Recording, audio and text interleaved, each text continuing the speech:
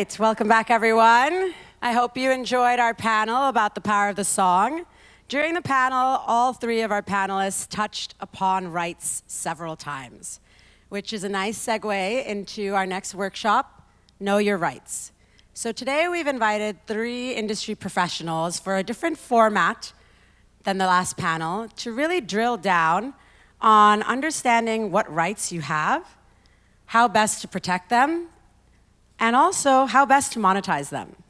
So up first, I'd love to invite to the stage Moira McKenzie from Moira McKenzie Legal, our lawyer, to talk about the various types of rights that artists and creators have and can protect. That's right. Hello, everyone. So nice to be here. My name's Moira. I'm from Melbourne in Australia, and I'm an entertainment lawyer. And so all I do all day is to do with rights, everything rights related. And today I wanted to talk a little bit about entertainment lawyers and when you might need one, and also talk about a few different types of deals that you might come across. So first of all, a little bit about entertainment lawyers. Mostly what we do is either someone will come to us when they're given a contract, so that might be a recording contract, a management contract, publishing agreement, distribution agreement, anything like that. And basically our job is to explain it, so you understand what it means, and then to negotiate it on your behalf. So it's really important to understand, usually when you're given a contract, it's always usually negotiable, it should be at least to a certain extent. And so, you know, it's good to have someone who can really help you understand it and then make it better if possible before you sign it. When you are looking for an entertainment lawyer, it's really good to ask someone who might have used a lawyer before and get a referral or get some advice about what they would like to work with. Most of the people who come to see me come because they've asked someone else who's used me. And I think it's really important just to chat with the lawyer first and make sure that they're the right fit. And also, obviously, you need to know how they charge. Usually lawyers will give you a quote, and you know, you need to know how much it's going to cost because it can be expensive sometimes. Okay, so we'll move into a little bit about copyright, firstly, before I start talking about some contracts. And it's really important, I mean, mostly as lawyers, what the areas that we work, the areas of law that we work in are around copyright and then contracts, obviously. And so, you know, every country has their own copyright law, which is based on the legislation where you live, and also on international law, international treaties and agreements that your country might have with other countries. And so I did a quick little bit of research about Korean copyright law, but certainly not an expert. So if you're dealing with any Korean agreements, I would definitely recommend to talk to someone based here. But if you are looking to do a deal outside, you know, whether it be in Australia, the States, the UK, anywhere around the world, it is really great to get advice from someone who understands the law in that country as well. So I've just got a few points here. I won't go through them all, and like I said, I'm an Australian lawyer, so this is not my area of expertise. But it is actually, the copyright law I've found, just from my brief research, is quite similar in Korea in a lot of ways to Australian and also American and the UK. Obviously there's lots of little differences, but generally, you know, some of the things are copyright is protected, or a work is protected automatically as soon as you reduce it to material form, or so that could be recording it or writing it down, if it's a photo, taking a photo, or if it's an artwork, painting it. So usually you don't have to register it to be protected by copyright, but you might need to register it to get to be able to do certain things like take legal action or that sort of thing. So it is important to understand when something is protected by copyright and also how long copyright lasts. So my understanding here, which is the same in Australia and a lot of other countries, is it lasts for 70 years from either the death of the creator, or if it's a recording, from its release.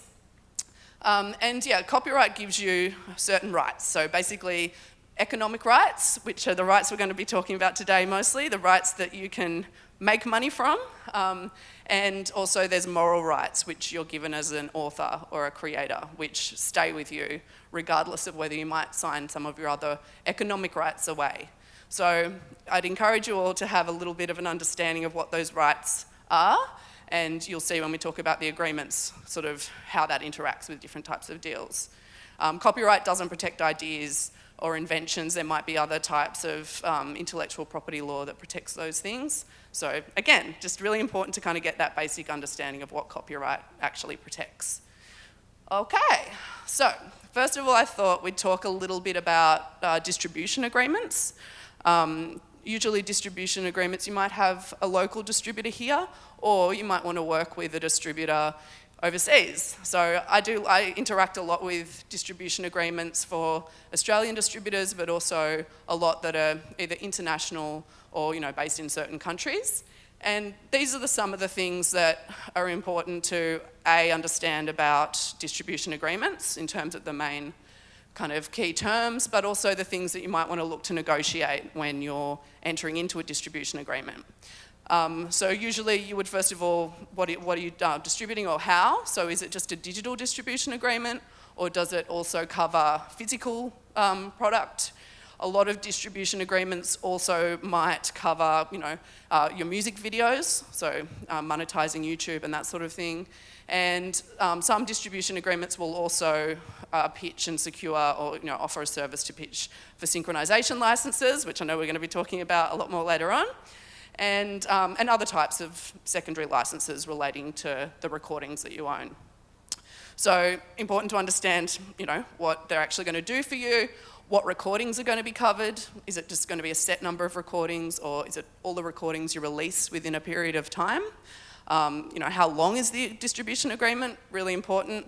They often aren't too long. They might be, somewhere between 2, 3, 5 years sort of max, so distribution agreements tend to be a bit shorter than other types of agreements.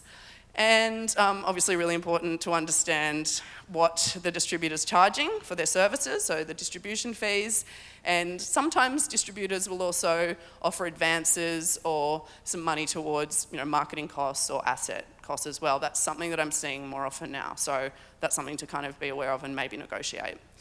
And like I said, they might also offer other services like DSP, playlist pitching, or digital marketing services as well. Okay, so I'm going to move quickly, and I'm not going to go through all these things again, but I just wanted to highlight some of the key terms for a master license agreement and also explain the difference between master license agreements and recording agreements.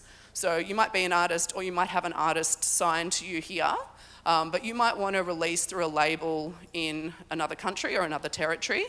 And if you've already made recordings that are ready to be released, you might want to license them or sub-license them to a label in a country where they can really hit the ground running in terms of marketing and reach those audiences that you might not be able to otherwise reach from here. And the difference between, one of the main differences between a master license agreement and a recording agreement is usually with the master license, you own the recordings first and then you license them to the label for a certain period of time, versus a recording agreement where you might want to sign directly to a label overseas or on-sign an artist who you've got here, and usually then the label would pay for and make the recordings that fall under that agreement, and then they would own them, usually forever, but sometimes now there's reversion of copyright for those types of deals as well. And so apart from those main differences, which are obviously fundamental differences, a lot of the other key terms in those agreements are quite similar. And so I've sort of listed them out here. I won't go through all of them, but some of the main ones are, in terms of what rights you're actually granting, usually it's, all the economic rights. But I think something important to remember or try to negotiate with these types of deals is maybe certain approvals that you want to make sure, if it's a sync license, for example, that the label's brought in, or, they want to do a remix of one of your tracks.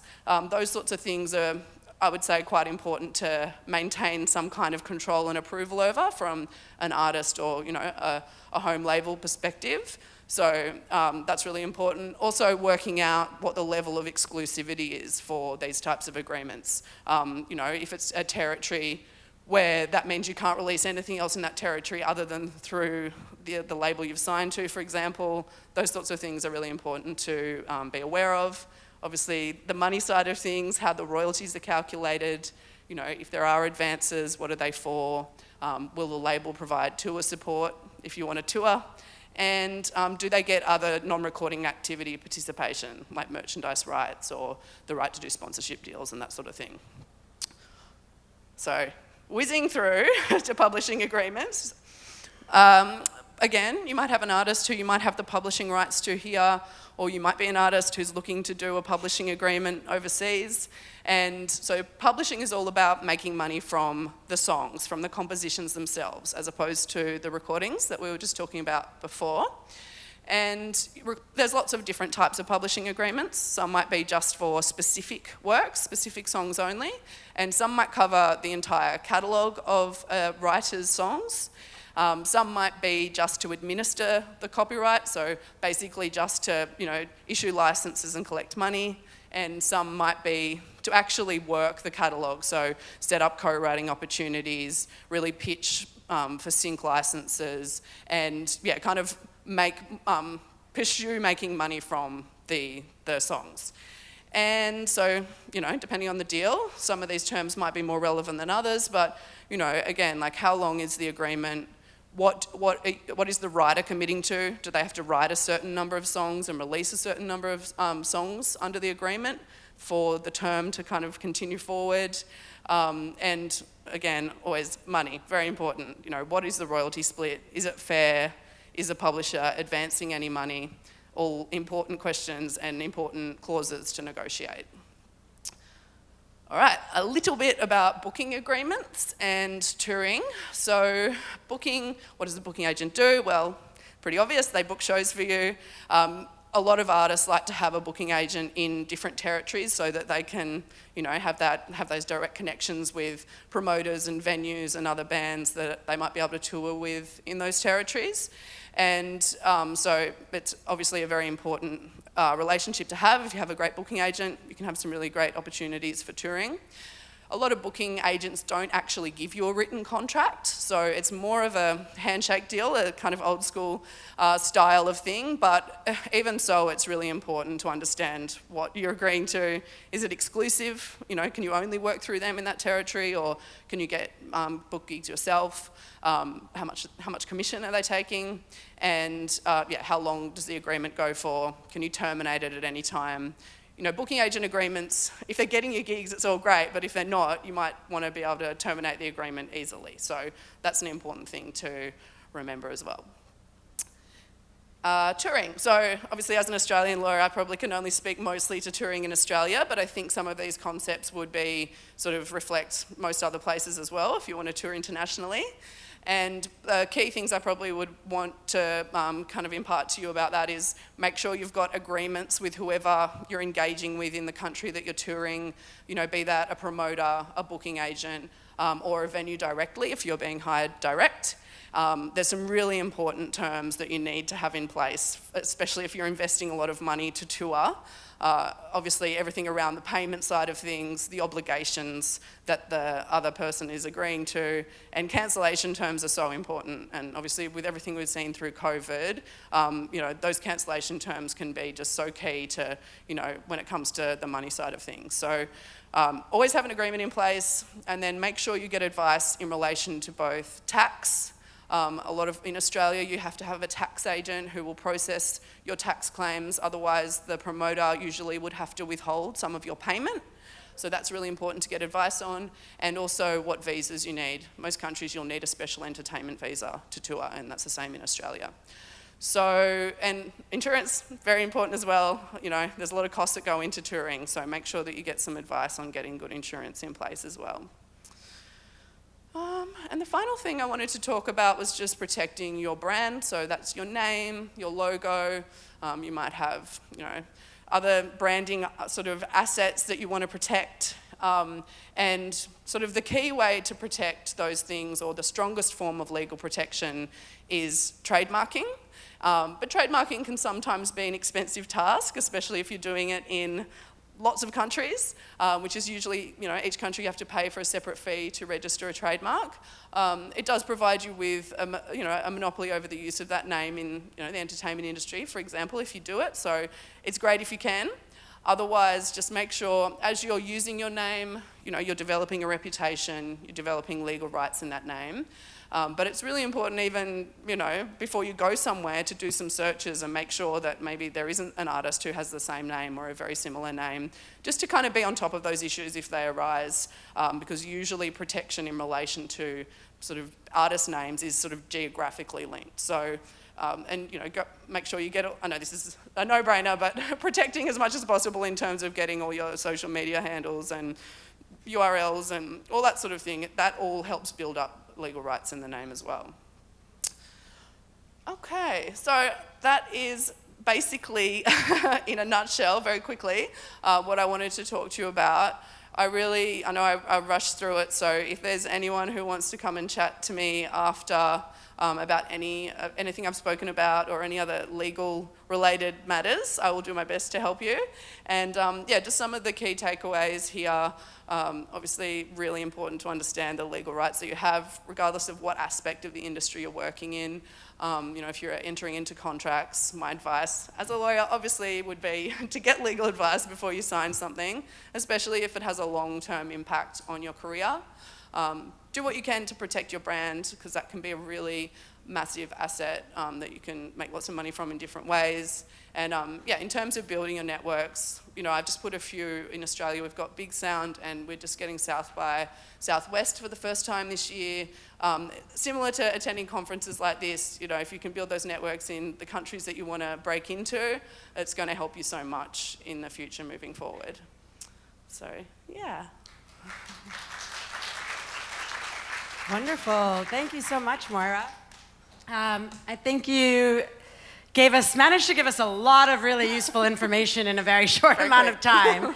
And yeah, a few really, really great key takeaways. We do have a minute or two for any audience questions, because I know we discussed a lot. But as all things legal, I also understand that some people may not want to ask questions in this format. Yeah. So like Moira mentioned, you are able to also find her in the foyer or somewhere else during the conference. Yeah. Any general questions? Oh, yes, we do have one here. Hi. This may be a very foundational question, but yeah, so the copyright is created at the moment that the song is created. So there isn't necessarily a tangible piece of paper saying this song belongs to XYZ kind of person. So in a situation where there is a dispute between who's the ownership or like who's the original writer of the song, how would you go around resolving that? That's a good question. That's why it is, there's no one way, there's no one answer to that, but that's why it is good to document at the time when you create something, and particularly if you're collaborating with more than one person, say co-writing or working in a studio with a producer, where the producer might be making the beats and then they're sort of contributing to the song and the recording.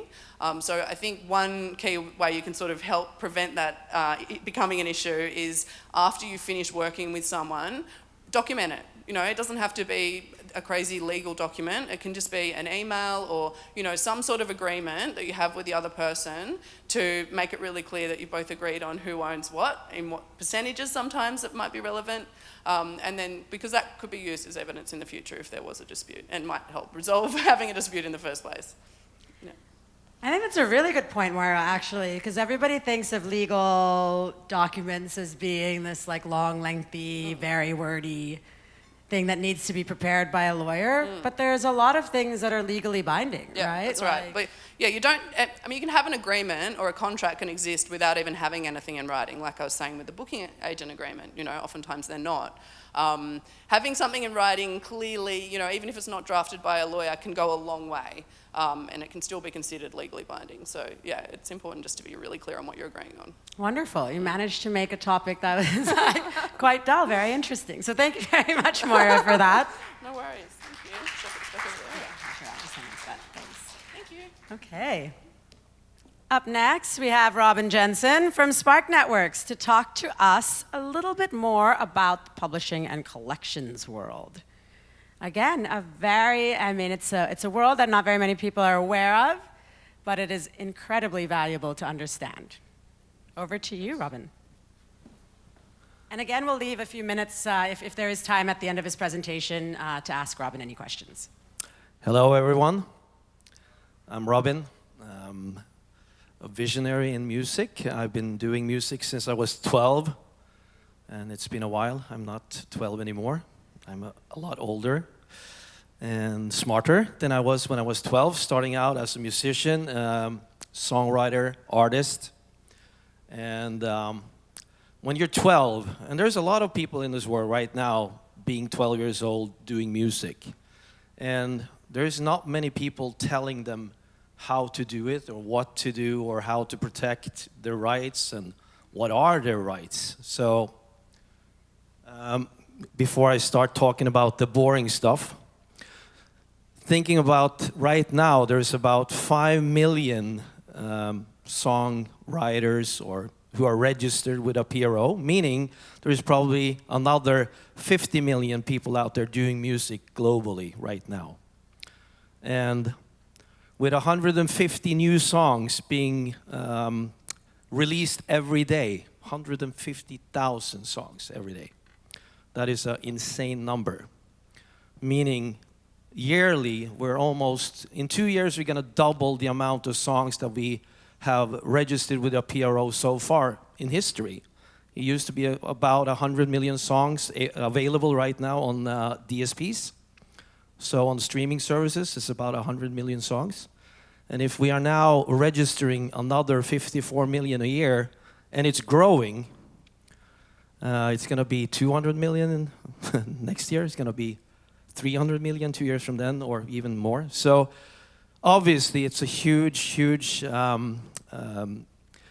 need for a system that actually takes care of all these registrations. And when a 12-year-old or a 15-year-old or a 20-year-old who never been told how it works and has no idea about the rights, or, there are two major rights we have in songs and music. It's the master right, which is the recording of a song, the CD or the file that you stream, which is usually owned by a label. And then you have the copyright, which is owned by the people who co-wrote the song. And today, a song is not written by one person. It's probably 20 to 30 rights holders behind each song. Meaning you have the 4 or 5 writers, songwriters, and then you have another 4 or 5 publishers, and then you have another 4 or 5, and et cetera, et cetera. You have the PRO, you have the NRO, there's a ton of people involved. And if the songwriters don't know how to register a song, or where to go, or what to do, obviously they're never going to get paid. Because in the end, music is a great hobby, but it's also okay to get paid for what you do, right? Anyone here who are songwriters, producers? Let's see some hands. No? Nobody? None of you. Labels. You have labels here? 1, 2, 3, 4. Okay, labels. Publishers? Yeah, four publishers. Okay. This goes for you all, but obviously it starts with the one who creates the music. If the one creating the music doesn't know their rights or do what they should, then this error will go on and on and on and on. And in the end, it's just going to be a mess. And I thought that today in 2023, tech is so big and we have all these amazing stuff, but the back end in the music industry is still 40, 50 years old. So the systems in the background, I'm not talking about Spotify or Melon or YouTube or Naver, that's the front end that you use. But the back end that takes care of the international collecting, distribution of money, it's about 40 years old. It's a DOS system run on, so it's really not that great. And now that music has become global, when you have a song written in Sweden or in the UK, being released in Korea as a K-pop song, and being consumed globally, then also you have all the language issues, you have all the issues with how to register with all the different PROs globally. And I thought that this works perfect. I have my PRO in Norway called Tono. I am a member, I register my song, everything is good. Or with my publisher, I register the song, send them the song, and give them the info, the splits and everything. And then everything is good, but it isn't. I thought, like, I'm 52. I should know, right? I've written about 500,000 songs, and it should be okay, but it isn't. So then I started looking into this, and I realized that this is not only a problem in Norway, this is a problem globally. And globally, the music market size is pretty huge, and it's growing, 26.2 billion in last year. Here in Korea, last Q2, I guess it grew with 70% from last year, 70% up. Give yourself an applause, because you're doing great here. And the total size, as I said, is now growing with 54.7 million songs a year, which is insane. So like you said, Moira, if the writers do a split sheet, which is the normal term for songwriters to write a split sheet, meaning these are the splits, these are the shares, these are the percentages, and just sign on that document, then at least the copyright part is taken care of. And if the producer takes care of a label copy, then also that part is taken care of, which we're also forgetting. I thought a label copy, that means that it's the label taking care of it. That was my thought. Any producers here who would think that it's the label's job or to make the label copy? Do you know what a label copy is? No? It is a document that you register the metadata, and it kind of includes everything about that song. Who is playing the guitar or the keyboard or the bass, or who wrote the song, and which label owns the rights to it, you know. It's a pretty important document. So if the songwriters take care of the split sheet and the producer takes care of the label copy together with the label, obviously now we are self-releasing. Almost 80% of this music is self-released, meaning there is no label, there is no publisher, there is just an app that we upload the song to, and that doesn't really work that well.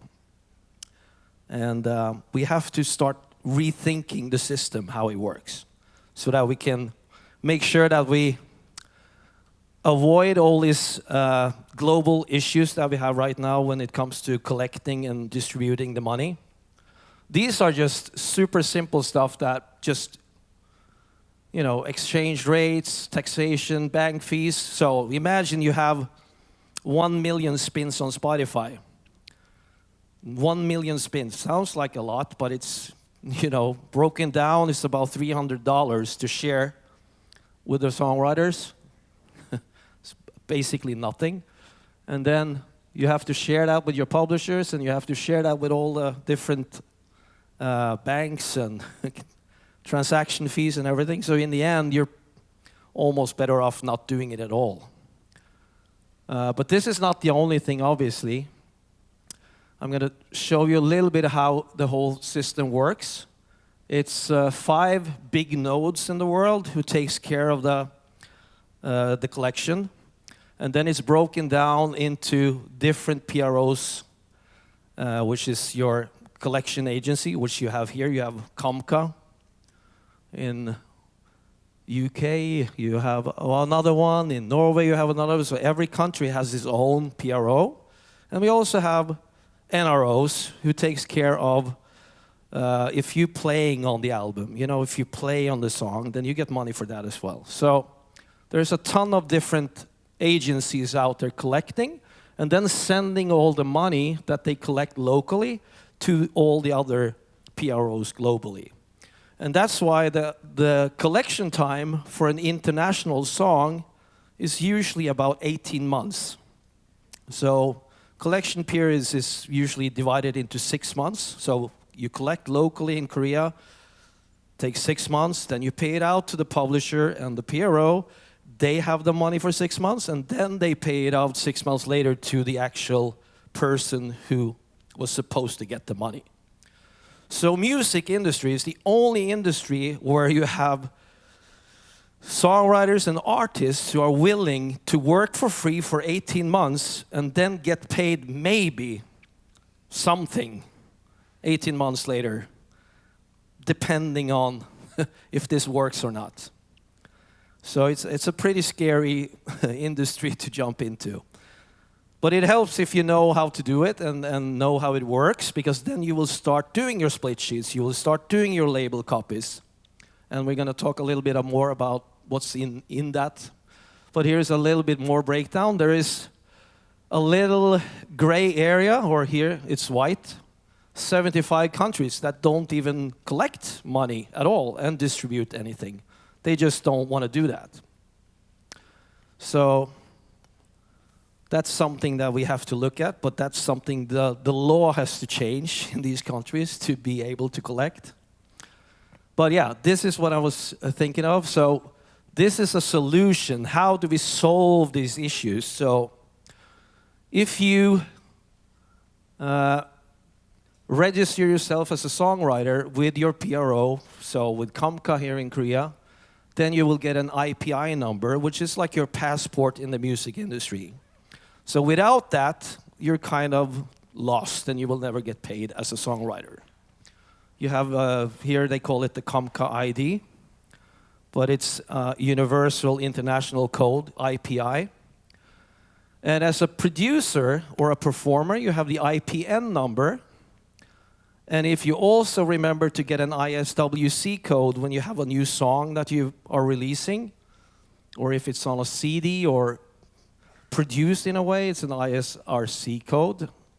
And also, you follow these rules for these different global codes, then you will maybe get paid at least. Then you start to get into something. So how does this really work? So I just broke it down with a pretty well-known song called Let It Be by the Beatles, just to explain it a little better. And the IPI number to the top left is then written by, so the song was written by Paul McCartney and John Lennon. So they have an IPI number, these two. And then there is an ISWC code for the song, the actual recording of Let It Be. And then there is an ISRC code for the different versions of that same song. And this song is probably recorded, I don't know, 2, 3, 4, 5,000 different versions with different artists playing the same song with different, in different languages even. So there is a ton of different registrations of this one song. Meaning there is so many errors, because if you collect money in Norway for the song Let It Be, but in Norwegian, do we really know if the money goes to these two guys or the Norwegian interpreter who wrote the Norwegian lyrics, or the one playing on that correct album? Are they actually getting paid? Nobody knows. And usually they don't. And then you have the IPN number with who was playing and who was producing the actual original song. So it is pretty complicated. But when you understand how it is and how it works, then at least you will get somewhere. So this is what you basically need to have in the label copy, and your split sheet is the two on the top left, 50-50 probably. So I'm not going to talk about all this. These are also other issues that we have in collection and distribution. And maybe one of the biggest issues is the safe harbor on the big platforms that are kind of, for us as a songwriter, an artist, or publisher, it's up to us to take down a song that we're not getting paid for. We have to tell them that we're not getting paid and we want that song to be taken down. I know that Prince, he was one of the best at doing it. I think he hired probably 20 people who was online all the time, and There was no Prince music or videos or anything with Prince online that wasn't paid for. But now it's obviously on everything because the estate sold it, so they made it available. But usually, imagine if you're 18 years old and you have a huge hit song and suddenly it's all over on TikTok, on YouTube, it's recorded on any video or whatever. They stretch the music so you can't recognize it, or they cut off 10 seconds in the beginning or 10 seconds in the end, so Shazam and those type of tools don't work. And you're left there with no money because there's nobody who can collect for you. So it is not cool. And just for the fun of it, I want to show you how the distribution is kind of working, at least in the Western world. Just to break it down a little bit more, how a song is being monetized. And as you know, a platform like Spotify, they take 30% off the top, regardless of how many users or how much money is being made, or every month, 30% off the top. Then whatever is left, some goes to tax, and then they split it between the label side. The artist gets from the label side, so basically it's more 40, it's 50 instead of 40, but artist gets paid by label. And then the publisher collects and the creator gets, usually it's a 70-30 deal or sometimes 50-50. So that's what's left, a tenth of what the labels are getting. So this is something that we're trying to solve. This is something we have to talk about. This is something we need to look into. How can we make it more favorable to be a songwriter, producer, and be more equal with the master side? It can't be this way. Maybe the platform shouldn't get 30%. Let's say it's down to 10 or 15 or 20. Who knows? I would say that's where we should start. And then maybe the label side could give away a little bit so that we get even on the creator side. That would be nice. At least we got a couple of more percentages now from the US side, so something is happening. And this is just to break that down a little bit more and compare it, just to show you how bad YouTube, for instance, works, which is a tenth of the other DSPs. And it's not really good to be on the writer's side of things in this world right now. So that's basically what I had today. And any questions? Any questions from the audience? Robin, you really are a visionary for making something this complex and this not fun very, very interesting and enlightening. Thank you.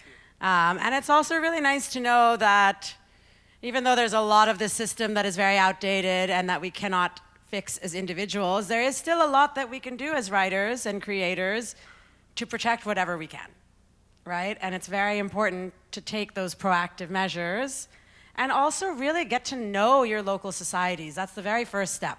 Understand how they work, understand what they can do for you, go down there, hammer at them, right? Nothing wrong with that. That is what they are there for. And now, we are going to move on to Josh to talk about perhaps maybe there is some way to make money as a writer and as a creator of music in different parts of the world. Sync licensing is a very interesting topic, and I'm very excited for Josh to talk about it because unlike in Korea, there is still opportunity to make some money, but in other markets, there's an even more opportunity where they've set up a system by which you can actually make a good chunk of change. That's so right. Josh, I'm gonna hand it over to you. Oh. Hi, everyone. So my name is Josh Marcy. I'm the head of music department at Media Arts Lab, which is Apple's dedicated ad agency.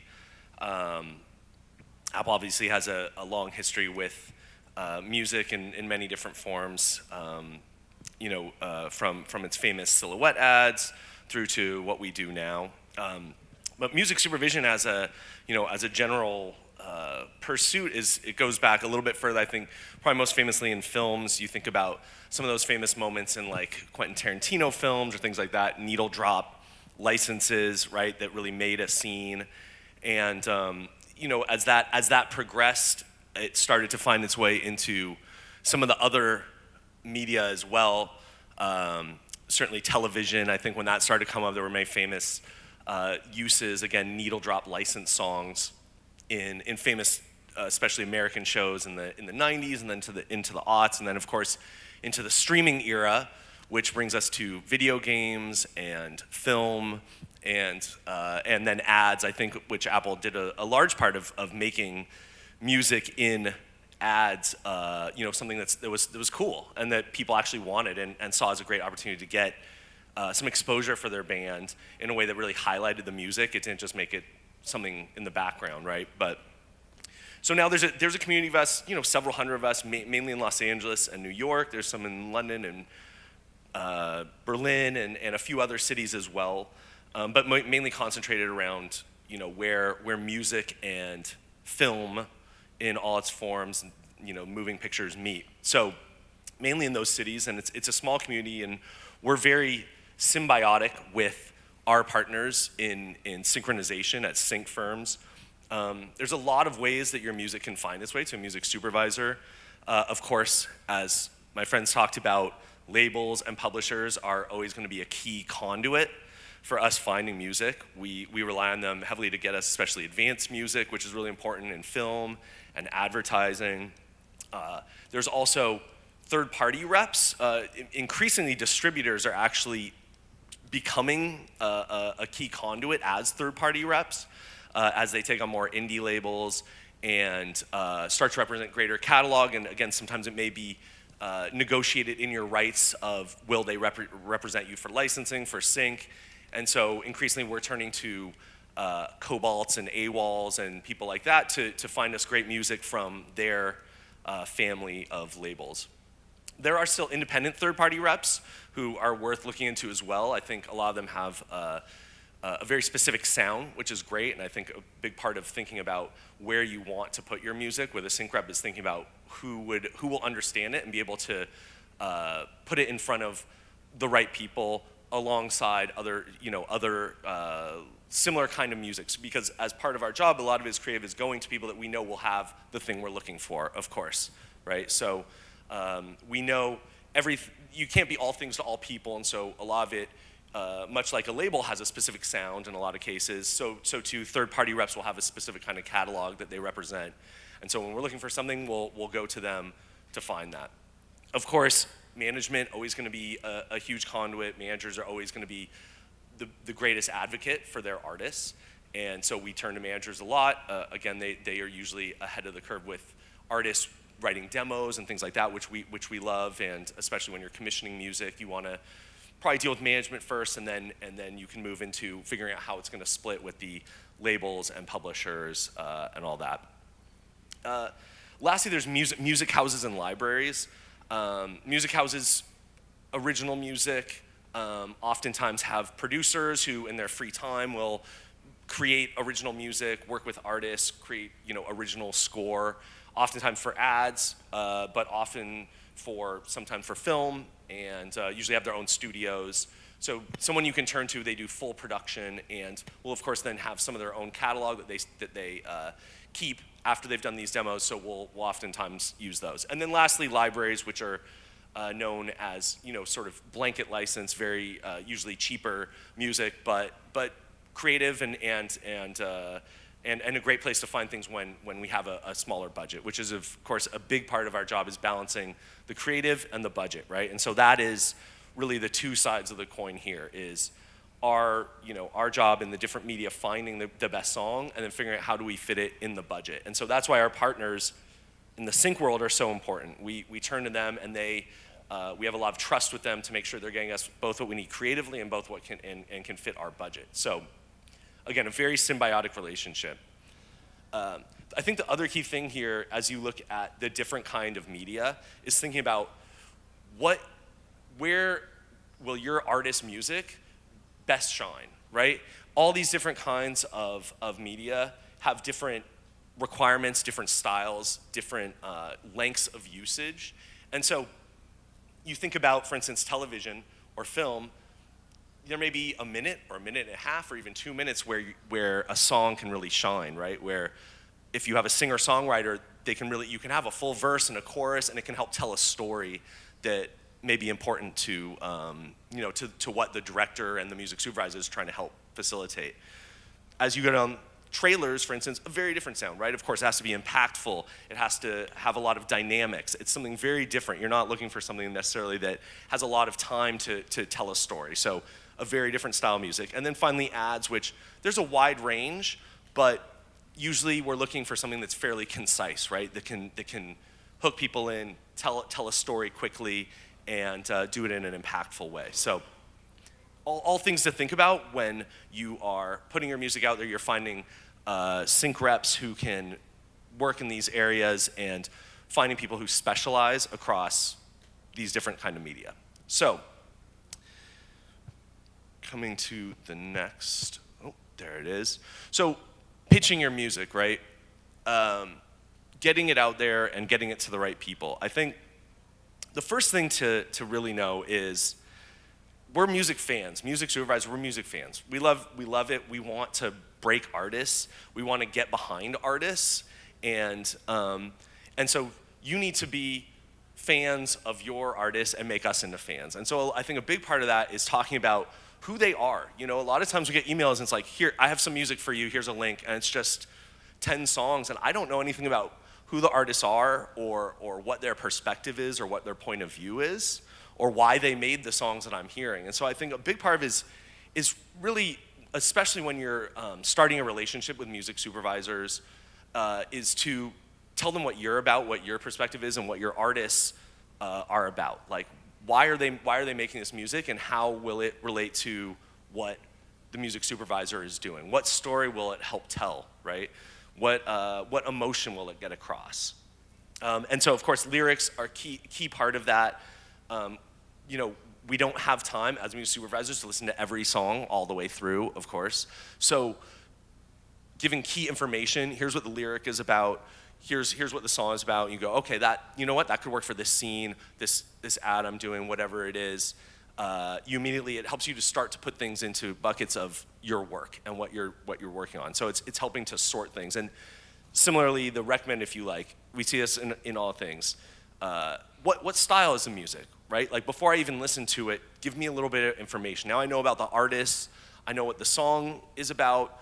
What's the style? Is it singer-songwriter? Is it post-punk? Is it hip-hop? Like give me some inkling as to what I'm gonna hear so I can think about where I might use it, right? Getting into a little bit drier end of this, the way you present music is especially key. If you send files that are untraceable, it's literally I just get an MP3 and it's song 2 and there's no information in it, even if it's the best song in the world, I don't know where it came from, I can't license it, I can't trace it. And so it's so simple, but it's so essential. And it happens all the time that we get files, especially WAV files, where it's harder to have the data in there. So making sure that you present things in a link, it's traceable, it's got the artist, the basic song and title and album if possible, but also your information as a manager or label or publisher. Include album art is always nice too. Again, it helps give a sense of what the music is about.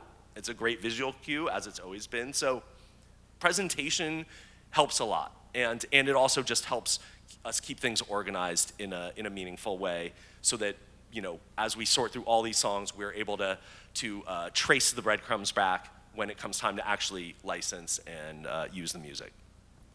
For ads especially, instrumentals are key, really key. And honestly in trailers and even in TV too, but especially in ads, instrumentals are very essential. So remember, as you're creating the music, when you're getting it mastered, try to also have your instrumentals mastered at the same time. A lot of times, if it's not mastered, obviously it won't match with the main, the lyric version.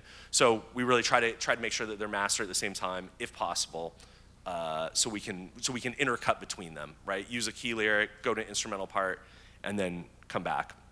And then, as I mentioned, yeah, just tagging your songs, put the artist information, especially put your information. So at the end of the day, we're not trying to figure out where we got it or who we need to contact, when we're ready to license it.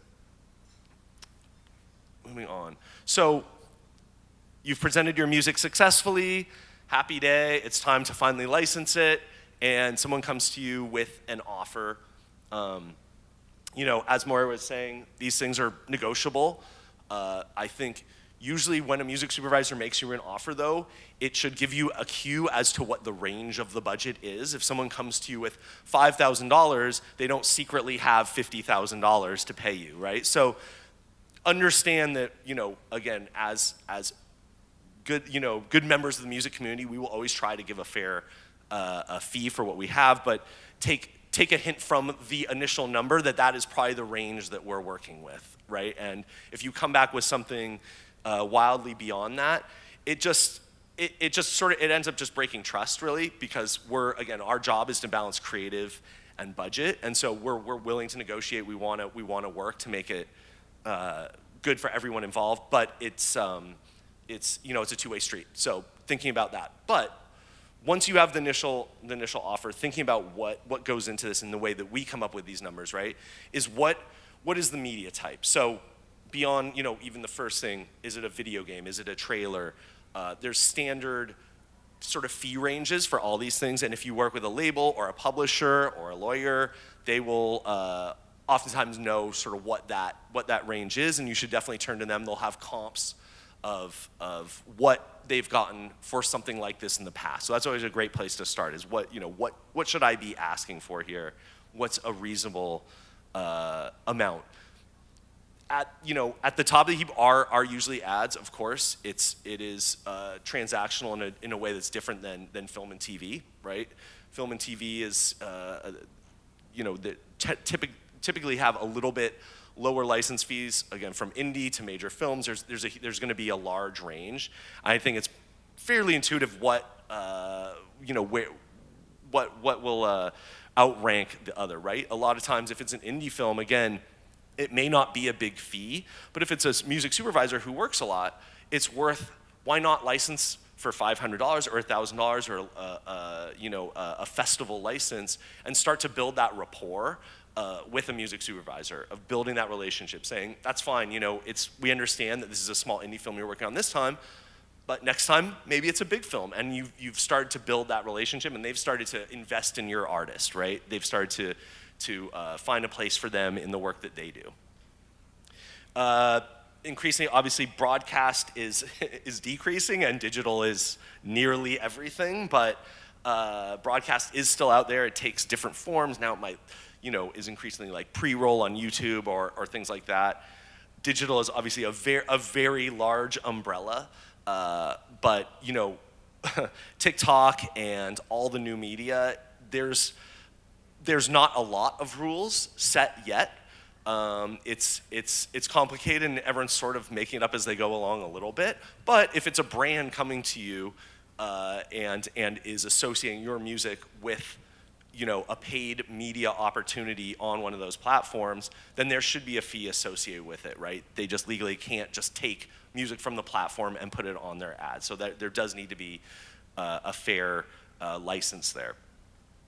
The length of the usage, a lesser consideration, but also important. If it's if it's a long ad, it's a 60-second ad, 90-second ad, or a long use in a film, that's different than it's background in a club scene for 30 seconds, right? So the context of where your music is being used and the length of that usage and how important it is to the scene also should be a consideration for the fee you're looking at. Exclusivity, again, in ads may be part of it. You don't want the same song in an ad for a competitor, and so often there'll be carve-outs for that of not wanting the song used in direct competitors or across a range of products. But again, exclusivity, it takes your song off the market for a short time as well, and so that needs to be balanced against that. And then lastly, of course, the artist recognizability. You know, if the artist is also bringing something to it recognizable, especially if anyone represents back catalog or their voice is instantly recognizable, that is, you know, that commands a higher fee, and oftentimes you can even get a what we'd call a third side, which is essentially a fee for the artists because they are. It's an implied endorsement, right? Essentially, when you hear a recognizable voice and you see it against a product, that is also bringing some value to that license. So, a final consideration if you're working with larger artists. So that is the basic lay of the land. Again, in a very short time, trying to get it all in there. But any questions? Are there any questions? Oh, yes, there are some questions from the audience here. Great. Hello. So yeah, I have a few questions on fees. Yeah. So for example, if a song is synced to a TV series, Yeah. right, and then it got broadcasted once, and then a year later broadcasted again, and a year later broadcasted again, Yeah. then how do we know, you know, who will be monitoring that to make sure that, you know, the artists get paid out, or the parties get paid out for the song used in that series? Yep. And secondly is that if the song is synced to a shows on YouTube, or like, you know, YouTube, which lives there forever, Yep. then how would that fee be negotiated? Yeah, that's a great question, and I think that goes a bit into you know, also the exclusivity and the length of usage across the different media. Theoretically, the legal department at the streaming network or the ad agency should be monitoring that, and certainly for the things we do, if we have a one-year term, it will come off YouTube or wherever else it's been in paid media at the end of that term, and we have people who are dedicated to doing that. But I would say it's a sort of trust but verify situation. You know, hope that it's being done right, but look into it and make sure that it is, because you can't just assume that, you know, all the people who are responsible for keeping it on air know exactly what was in the license, as much as that would be nice, you know, especially across, I think, streaming networks and things like that. And that's why you may find, again, with the licenses offered, if it's for, as you said, a YouTube usage where it will live on in perpetuity, that, you know, it can add value to your song by being associated with that, but it's also a usage where now if a competitor or someone else wants to come and use it, especially again in the ad world, it has removed some value, and so that has to be taken into consideration. So yeah, it's a good question, and again, across different kinds of media, some we say there's decreasing visibility. For instance, when we do licenses for Instagram, right? It's ephemeral usage, so it's there. It will still be on the platform, but after a year, it's not going to be nearly as visible as when it's first placed there. And so that's also a consideration. You can look at sort of what is the reality of it, even if the license says, okay, this goes on, you know, 5 years. Really, how long is the main window of visibility going to be? Great, thank you. Any other questions from the audience? If not, I actually have one more question for you, Josh. Hit me. Because the panel, they really hammered into us, the main takeaway is that there are actually 2 sets of rights for every piece of content. That's right. And for indie artists that you work with, especially, who represent both sides and may not be aware of it, they sometimes get confused by your offer. So can you explain how you go about when you present and you ask, say, a master right owner or an artist for usage? How do you help cover both of those sides? Right, so the terminology would be, we would say either all in or per side, right? So, and on the licensing side, that would be either one stop or, you know, all master, all publishing. So, again, definitely worth paying attention to of, is this just being offered for just the master, just the publishing, or is this the entire encompassing fee? And so I think a big part of it is, you know, we do like, especially for smaller usages, when there's one stop, when the artist controls all their rights, it makes it a lot easier. You know, when there are multiple writers and multiple labels involved, it can get a little bit dicier. We try to let the creative lead and make sure that is our North Star, but the realities of negotiating between lots of different parties can be difficult. And so it's certainly helpful when you have a clear path towards the license. And so, with offering all-in fees, I think it's making sure that you understand what that's encompassing, and also making sure on your side that you've buttoned up everyone. Your writers are clear on that, especially again with ads, that they're comfortable with the product it's being used in. Everyone has opinions about how their music is being used, and I think you don't want to just assume that a songwriter is okay with their music being used in association with a product. So make sure you talk to, I think, your artists, especially when you're getting into sync for ads or film and TV, and ask them what they're comfortable with. Where would they like to see their music used, right? And then there won't be surprises down the line. Again, that trust of, if I come to you and say, I'd like to use it for this, we go down the road, it's working great, and then you say, actually, my artist really isn't into it, that's a bad look for both of us, right? So Yeah. I think being clear about that up front is key.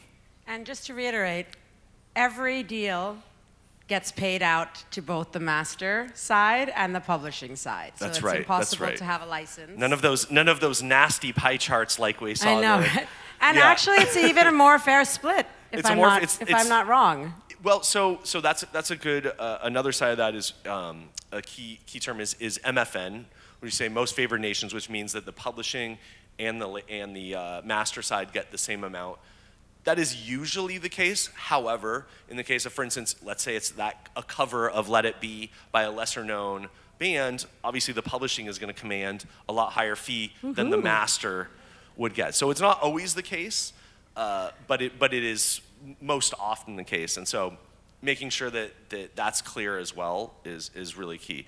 And the other split is, we talked about third parties. If there are third-party licensors, obviously for representing your music, they are going to take typically a 10-15% share, but not nearly as onerous as the splits on some of the streams, thankfully. Wonderful. Well, thank you so much, Josh. Thank you so much, Robin. Thank you. Thank you so much, Moira.